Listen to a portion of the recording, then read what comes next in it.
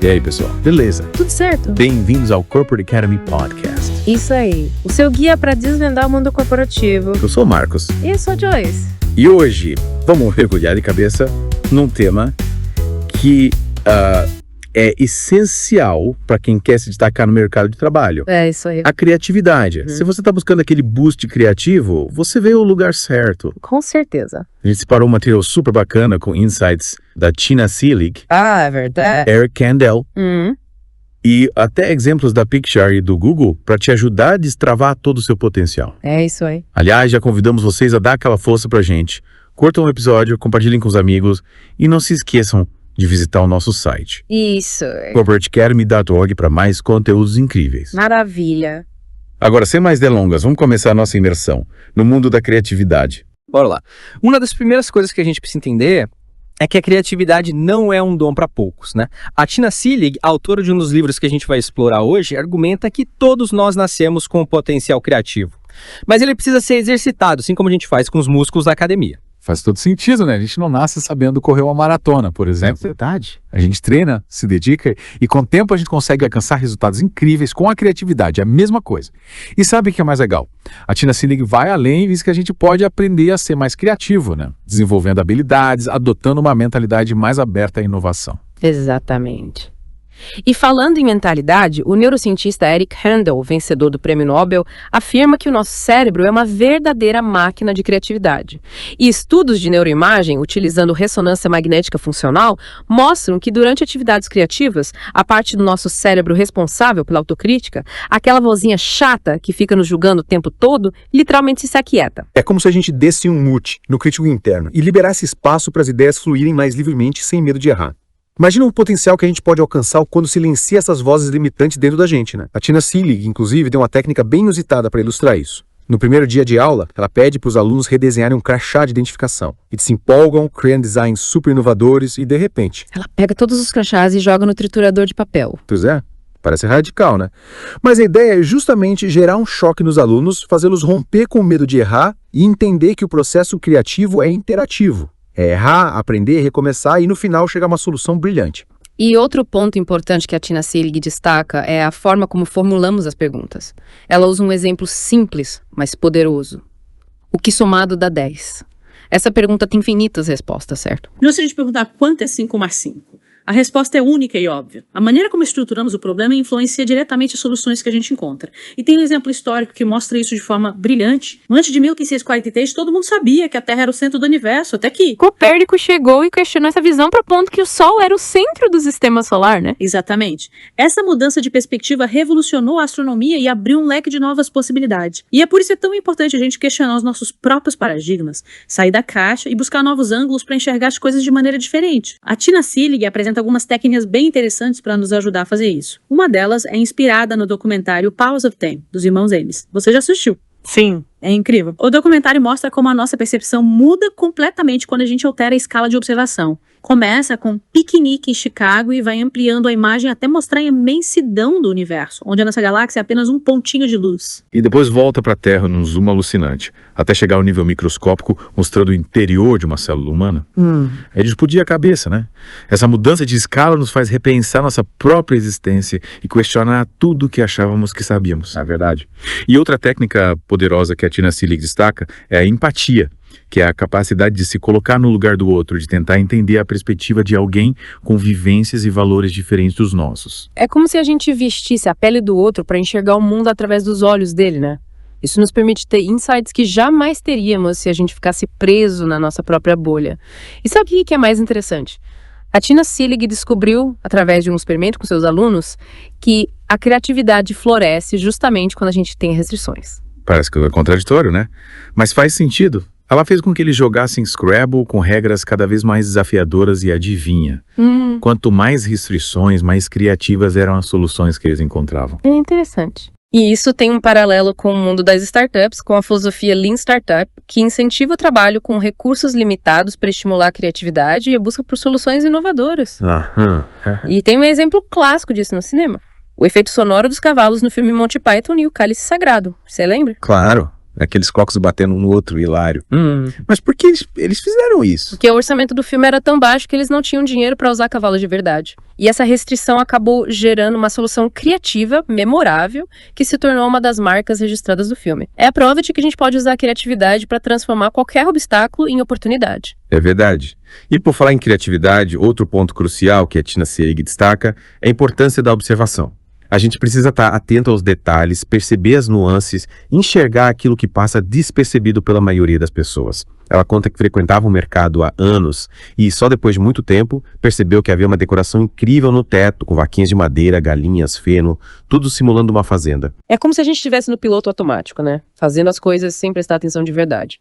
E a Tina Seelig usa um experimento chamado O-Factor Sort para ilustrar isso. Nesse experimento, os participantes tinham que contar quantas fotos havia em jornal. Os azarados demoravam um tempão e a maioria errava a contagem. Já os sortudos acertavam rapidamente. Sabe por quê? Porque eles eram mais observadores. Exatamente. No jornal havia uma mensagem enorme dizendo: pare de contar, há 43 fotos neste jornal. Os azarados estavam tão focados na tarefa que não viram a mensagem, enquanto os sortudos estavam mais atentos ao contexto e por isso se deram bem. Interessante. Então a gente precisa treinar o nosso olhar para ser mais observadores e atentos ao que nos rodeia. E como é que a gente pode fazer isso na prática? A Tina Seelig incentiva os alunos a serem detetives visuais. Eles visitam diversos lugares, como lojas, shoppings, e usam uma lista de perguntas para analisar cada detalhe. As cores do ambiente, o tipo de iluminação, a disposição dos produtos, o comportamento dos vendedores, dos clientes. É como transformar a observação num hábito, né? E a partir daí, usar essas informações para ter insights e criar soluções inovadoras. Exatamente. E para registrar todas essas observações, a Tina Seelig recomenda se inspirar nos artistas, que usam diversas formas de capturar suas percepções, né? Desenhos, fotografias, textos, movimentos de dança. O importante é encontrar a forma que funciona melhor para você e usar essa prática para aguçar o seu olhar e alimentar a sua criatividade. E a gente não pode esquecer da importância da experimentação, que é outro pilar fundamental para o desenvolvimento da criatividade. A Tina Seelig enfatiza que a criatividade é uma habilidade que se aprimora com a prática, com a tentativa e erro, com o aprendizado constante. Ela tem uma frase que eu acho genial. Se você não está descartando uma boa parte das suas ideias, é porque você não está experimentando o suficiente. É pura verdade. E para ilustrar isso, ela conta a história da Elise Bauer, a criadora do site de culinária Simply Recipes. A Elise começou com vários blogs, mas percebeu que o de receitas era o que mais engajava as pessoas. Ela foi experimentando, observando as reações do público, adaptando as receitas, o layout do site e assim, construindo um negócio de sucesso. É a prova de que a gente precisa estar aberto a ajustar a rota, sabe? Testar, aprender e seguir em frente com o que funciona. E tem um exemplo interessante do mundo corporativo que demonstra essa mentalidade. O Google, com a sua famosa regra 70-20-10. Você conhece? Sim. Eles dedicam 70% dos seus recursos ao negócio principal, 20% para experimentos relacionados ao core business e 10% para ideias inovadoras de alto risco que podem ser os moonshots do futuro. Esses 10% são justamente para as ideias que podem parecer loucas no começo, mas que têm potencial para revolucionar o mundo. Como o carro autônomo do Google, por exemplo, que ainda está em fase experimental, mas já gerou diversas inovações tecnológicas. É a prova de que a gente precisa ter espaço para usar, né? Para testar os limites da nossa criatividade e, quem sabe, criar algo que mude o mundo. Mas, antes partimos para a segunda parte do nosso Deep Dive.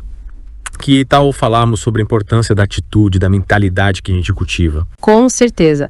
A Tina Seelig acredita que a crença em si mesmo, a convicção de que as soluções existem, é fundamental para o sucesso. E para ilustrar isso, ela conta a história de 2 alunos que não conseguiram vaga em um curso dela. Um deles se conformou, enquanto o outro persistiu, acreditou que uma vaga poderia surgir. E conseguiu a vaga. Exatamente. Alguém desistiu do curso e ele conseguiu entrar. É a prova de que a gente precisa ter uma mentalidade de crescimento, acreditar que sempre é uma solução, mesmo que a gente ainda não tenha encontrado. E essa atitude faz toda a diferença na hora de superar os desafios e alcançar os nossos objetivos. E essa foi a primeira parte do nosso Deep Dive sobre criatividade, pessoal. A gente volta já com mais insights da Tina Seelig e outros experts. Fiquem ligados. Isso aí. E voltamos com a segunda parte do nosso Deep Dive sobre criatividade, explorando ainda mais os insights da Tina Seelig e de outros especialistas. Na primeira parte, a gente viu como a criatividade é uma habilidade que pode ser desenvolvida e não um dom para poucos. E para reforçar essa ideia, Tina Seelig conta uma história bem interessante sobre o Facebook.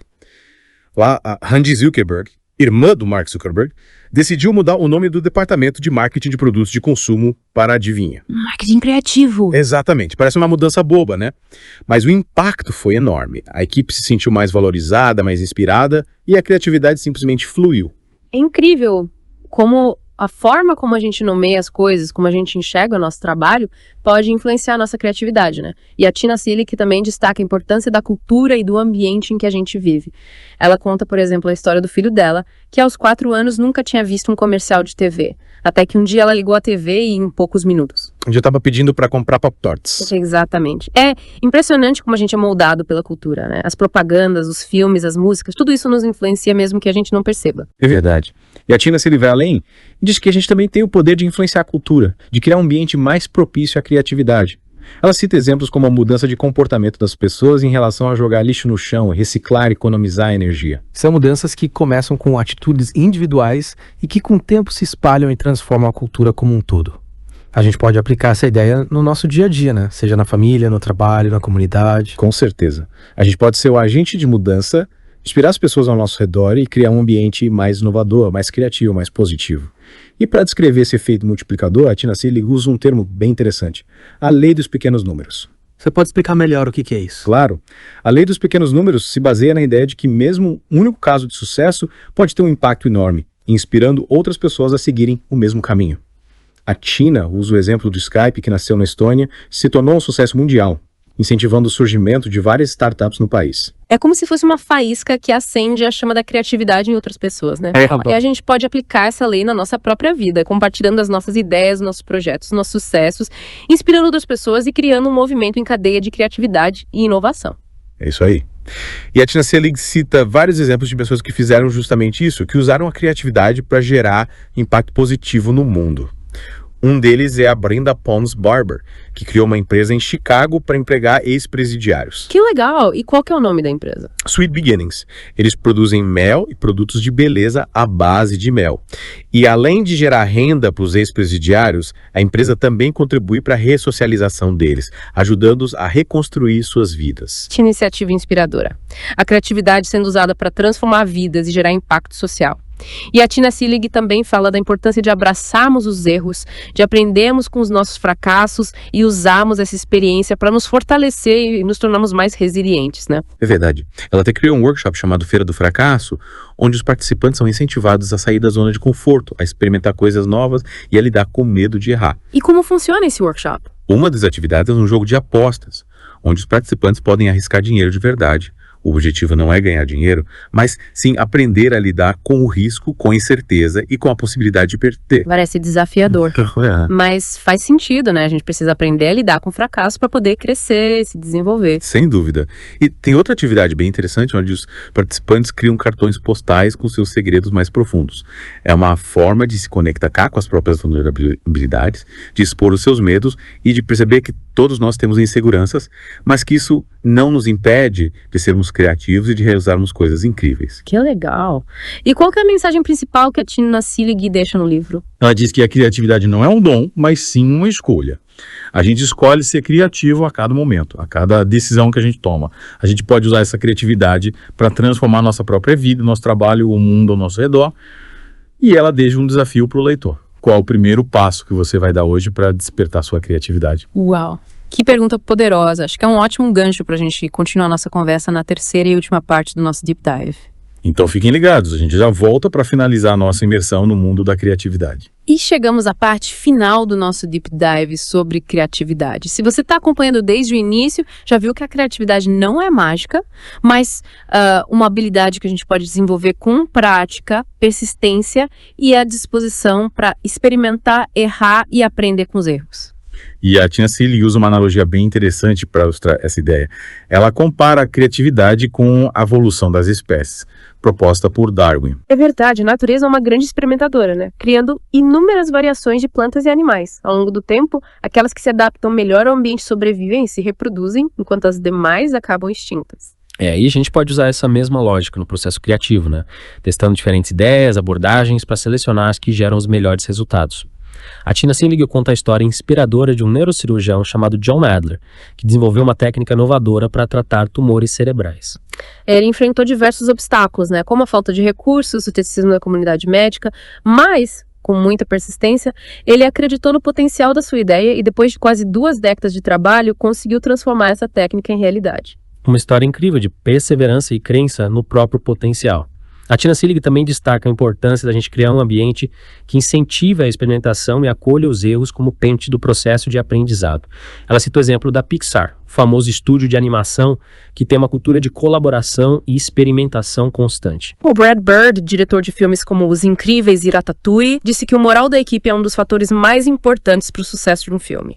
Quando as pessoas se sentem motivadas, confiantes e têm espaço para errar e aprender, a criatividade floresce naturalmente. Faz sentido. E falando em colaboração, a Tina Seelig também fala da importância da gente criar times de alta performance, onde as pessoas se complementam, compartilham ideias e trabalham juntas para alcançar um objetivo comum. Para ilustrar isso, ela usa um jogo chamado Desafio do Marshmallow. Ah, eu adoro esse desafio. Nesse desafio, os participantes têm 18 minutos para construir a estrutura mais alta possível, usando espaguete, fita adesiva, barbante e um marshmallow.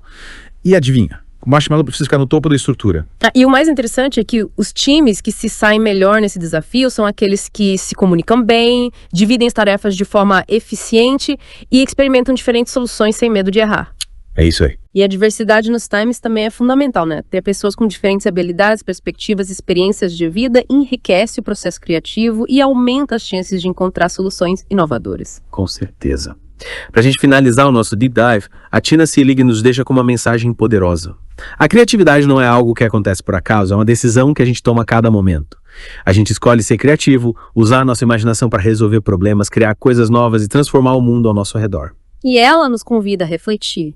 Qual é o primeiro passo que você vai dar hoje para despertar sua criatividade? É isso aí. Esperamos que esse Deep Dive tenha inspirado você a buscar novas ideias, experimentar coisas novas e usar a criatividade como ferramenta para alcançar seus objetivos, tanto na vida profissional quanto na pessoal. Para continuar essa jornada, visite o nosso site corporateacademy.org, onde você vai encontrar mais conteúdos, dicas e ferramentas para turbinar a sua carreira. E não se esqueçam de curtir o episódio, compartilhar com os amigos e se inscrever no canal para não perder nenhum conteúdo. A gente se encontra no próximo episódio. Um abraço e até mais. Tchau, tchau!